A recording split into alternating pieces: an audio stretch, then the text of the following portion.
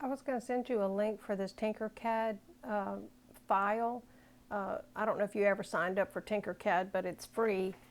A lot of this stuff I do in Corel first, and I export the items as an SVG, and then I import the SVG into Tinkercad. Usually have to resize it because it comes in really large, but you can mess with the sizes once you get them in here. So anyway, that's what I usually do. You can use Inkscape. I don't know if Canva lets you export as SVG, but that's probably the easiest thing to do. But here's my files, and this is my original one, so I don't want to lose that one. So I'm going to press Control D to duplicate it, and then I'm going to hide the copy so that I don't accidentally lose my original. But the way you move around in here, if you right click and hold the mouse button, you can look at all angles of your object if you hold that right mouse button down. The other thing is you can point at a location and zoom in or out, or you can zoom in or out that way, just wherever you're pointing. That's with the scroll wheel. So that's what you'll see me doing quite a bit. All right, so I made just a base here. If you wanted to play with the base, you can resize this base. I made it 10 millimeters thick. You can see the dimensions by hovering your mouse over whatever dimension you're looking at. The little black arrow is to raise an object up over the base. See, right now everything's sitting on the base. So you just hover your mouse over one of these dots, and if you click it, you can come in here and type measurements. This is all in millimeters. You can go into settings and change your settings to inches if you want to do that. But I'm going to ungroup all of the components that I've done here so you can see what I used to make mine. So I'm just going to ungroup, and I did them in segments. So the first thing you can see that was grouped in there was the hole for the pipe, and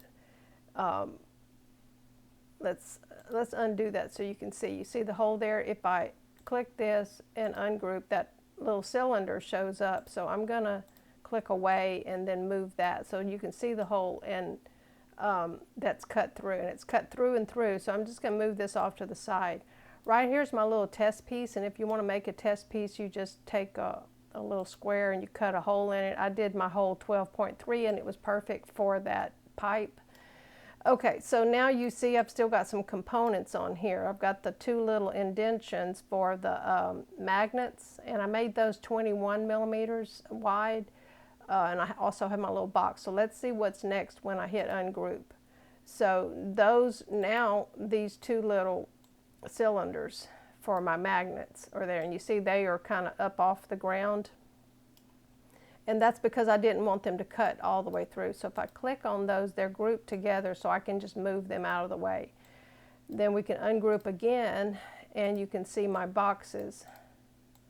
And they are also hovering off the ground. So this part right here, I actually brought in from Corel, and I already had the holes cut out because it was easier for me to align the holes. But I wanted to include a blank one in case you wanted to do different holes or maybe more boxes, maybe make another type of accessory tray.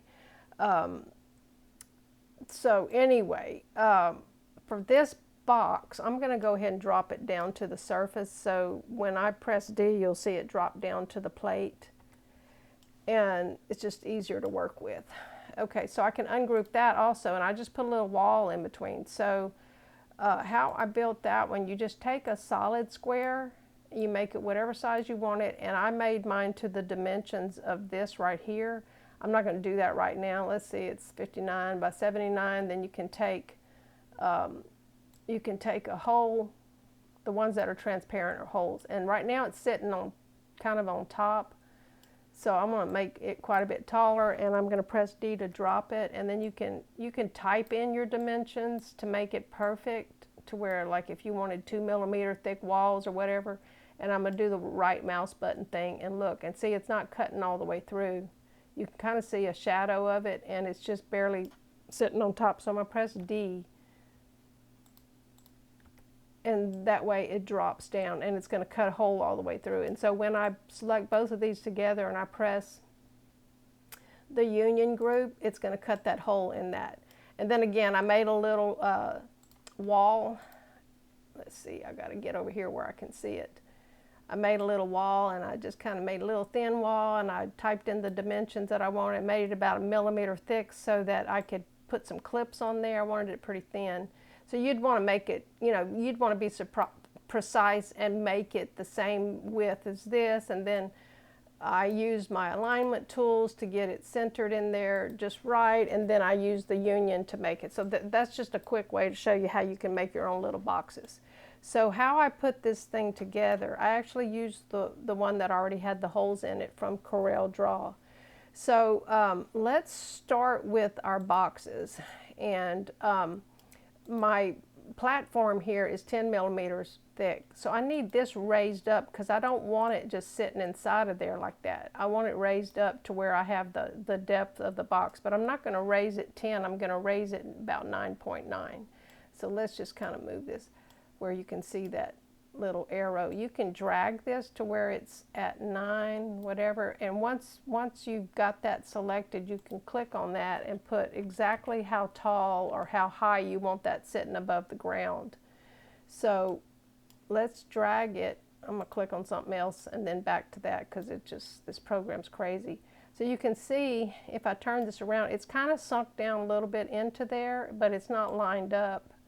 So we're gonna select both of these together and use that alignment tool, and I want to use this dot right here and align it centered that way, but it's not all the way to the end right there, you see. So I can use this dot to line it up. So now it's lined up. I've got it just like I want it, so I can select both of them and use the union group, and now it's one solid piece. So you got the idea. So for the magnets, I actually made, let's just do another one. You change these dimensions about 1 millimeter bigger than the magnet that you're going to be using. So I had made mine 21, but I'm going to just leave this as 20. And then I made another one by pressing Control D and duplicated them. And you put them, let's just kind of see if they're about the right width apart on there where you want them on your thing. See, they're not straight with each other, but I'm just kind of getting an idea how close I want these to go to each other. So maybe move it in a little bit closer. You can use the ruler tool to help you align objects also. I'm not going to go into that right now because there's videos on YouTube. So you select both of them and press the alignment tool, and we want to, they're already, let's make it off. Okay. So I'm going to use the alignment tool and use this vertical tool to straighten them up. And if they are the distance apart that you want them to be, you can press Control G to group them, or you can use the bundle group command. So I'm going to kind of get them as close to the box as I want. I want to be able to grab my needle, so I don't want it ultra close to that box. Just kind of get it where you want it, and it may or may not be centered on there. Let's just say it's not centered on there. So I can select both of these now and then use the alignment tool and use this vertical thing, and now they look fine, but you see my holes are now cutting all the way through, and I just want a little indentation for my magnet. So let me select away, and I'm going to select those, and I'm going to use this little tool. Let's say I want to make them 1 millimeter sunk into this. So I think I need to type 9, I believe is what I need to do. It's what I did before. So I'm raising it to 9. And sometimes it's hard to stop on the 9, so I just type 9. So now it looks like they're sunk in like I want them. You just have to play with it and see. And then I'm going to select those two together and use the union group. And let's see what our little indentions look like. Yeah, they look correct. All right, so that's our magnet, so we don't need these. So this is my 12.3 millimeter cutting tool. It's a transparent, so it's going to cut a hole. It's a hole.